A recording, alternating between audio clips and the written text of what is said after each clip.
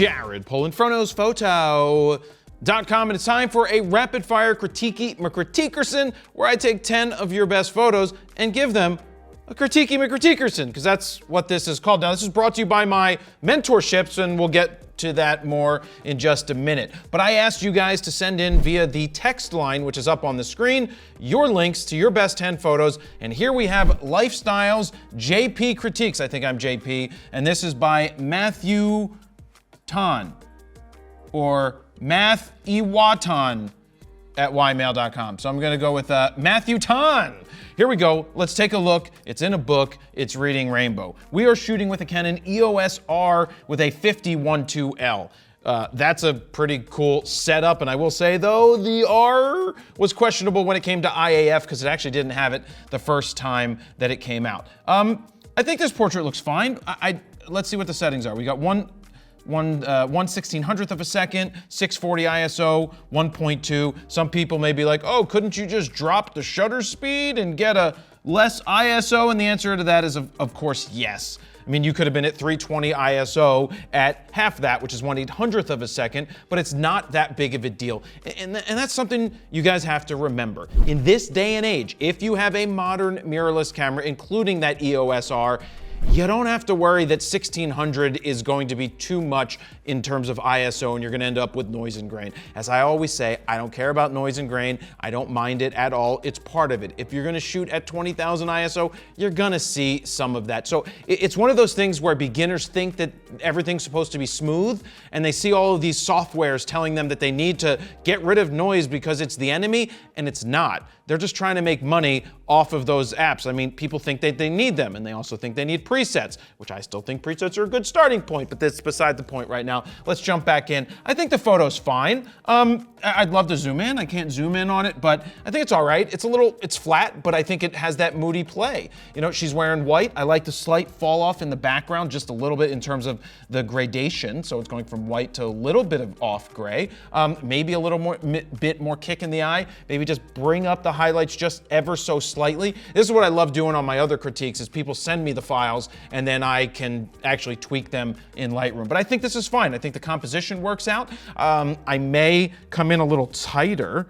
So let me see if I can do this here. What's it, F4 or 4? So I would possibly consider, even if we blocked off the top of her arm a little bit, maybe a composition like that, right? And that brings the eyes up above, it's basically in the center, and I like bringing the eyes up a little higher. So I think we had some room to go in a little tighter here just to be more intimate. I know I don't want to give away all my secrets here, but for stuff like this, I like to get this type of shot, but also punch in. Get closer, step closer if you need to with the 50-1.2, move your feet, fill the frame a little more, just so that you give yourself options and you don't have to worry about cropping. 1/200th of a second, 500 ISO.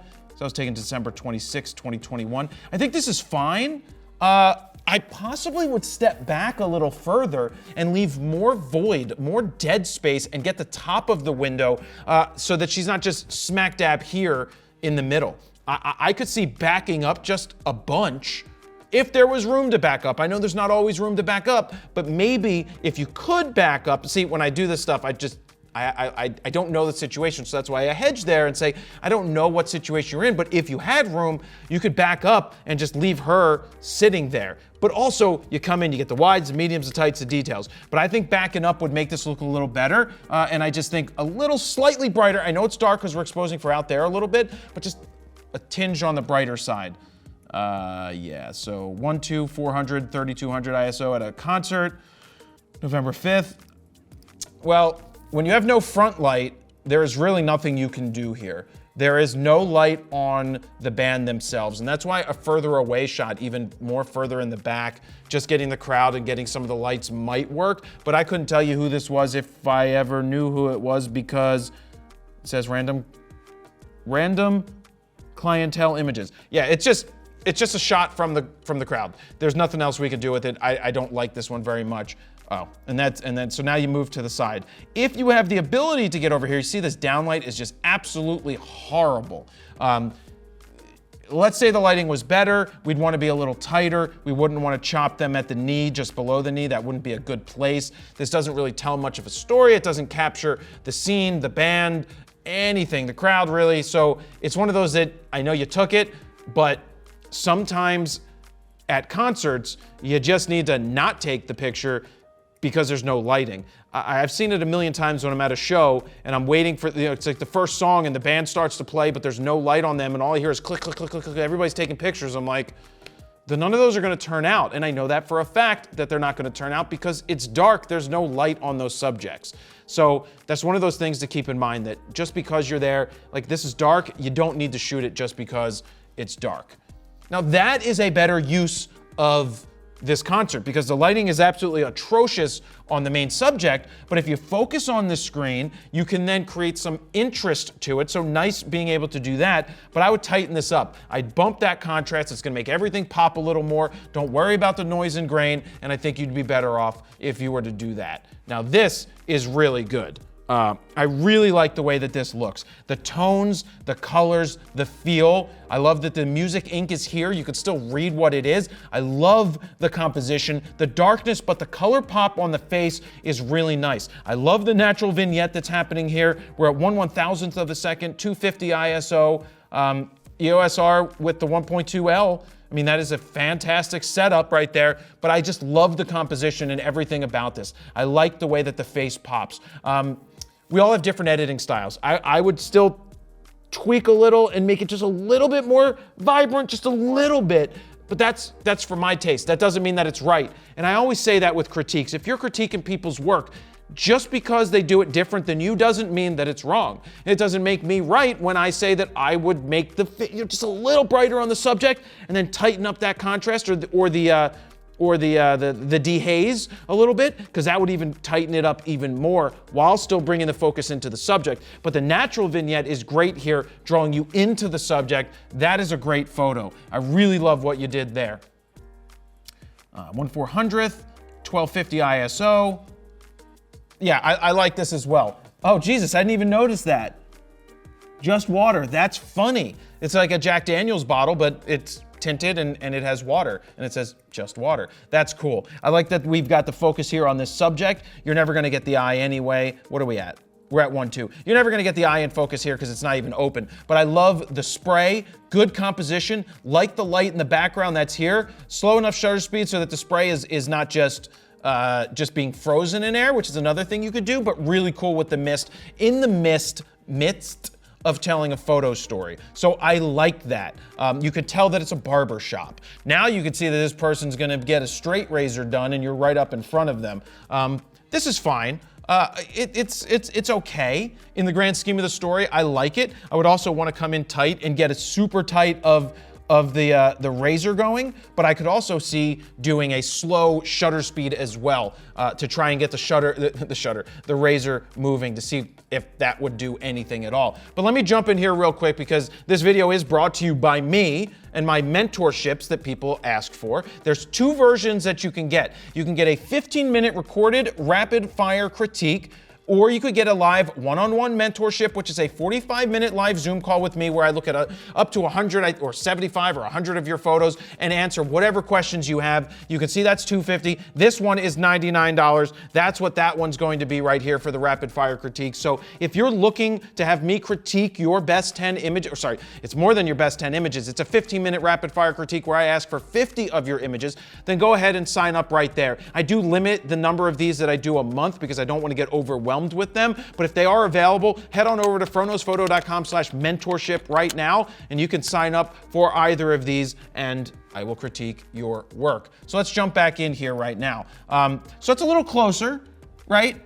I'm not sure. So we're focused here on the beard. What lens? We still have the 51.2? I guess so. If that's the only one they're using, that's still pretty good. I guess I like this angle a little bit more because you get, I like the symmetry to it.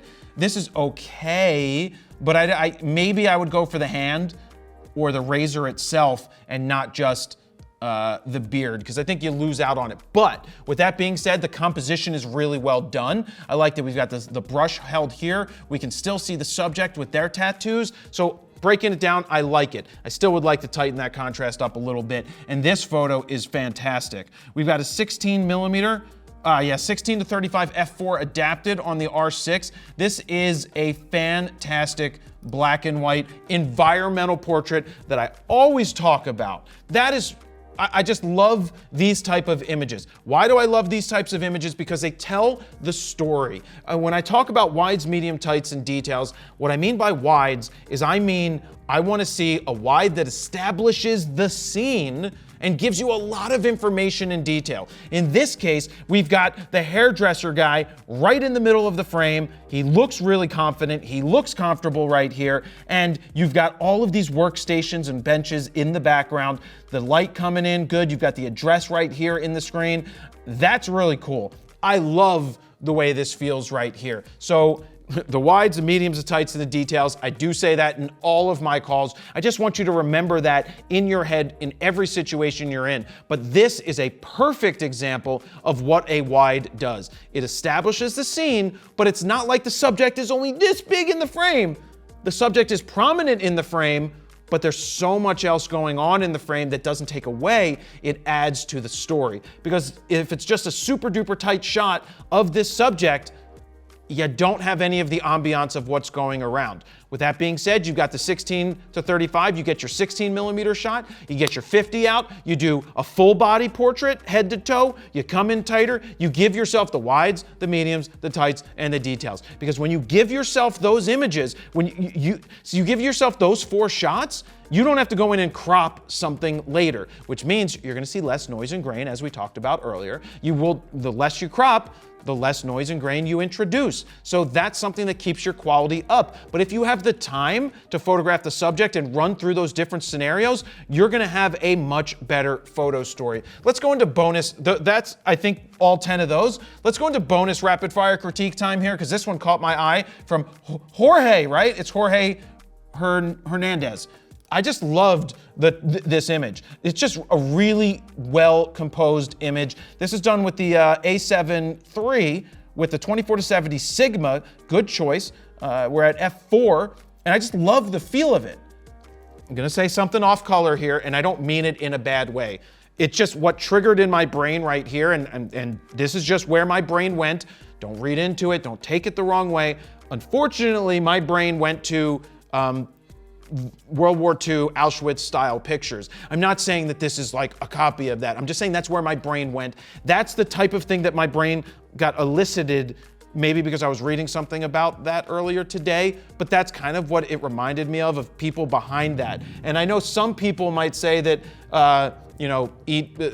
animals shouldn't be in PETA, whatever. I'm not going to talk about that, but that's where my brain went. I'm just letting you know, not in a bad way, but I still love this photograph. The tones, the color, the feel. I hope I think we're sharp on those whatever they are, cows or something. And this was interesting. This is obviously an aerial shot, so nice shot of the Statue of Liberty. We've got this from probably a helicopter to a helicopter. Be very careful when you're flying in these helicopters. It is a risk that you are taking if you do that. I like the colors and the tones of that. This is with a D3500 and a 70-300. So the only feedback I have here is that 6.3 gives you this infinite focus in the background. It would be nice to have Lady Liberty more isolated, but if all you have is a 70-300 and the basic D3500, which is still a great learning camera, then kudos to you, Jorge, for getting this shot right here. Even this black and white of the Brooklyn Bridge is fantastic from top down. 135 with the 70-300. It's showing you that you can do it with any gear. It's just a basic shot. Basic shot. I like this from up above. Looks like one of our presets on in there too. Maybe throw this one in the black and white more so. And these top downs are great. Yeah, I'm gonna blow through these a little bit. That's out of focus.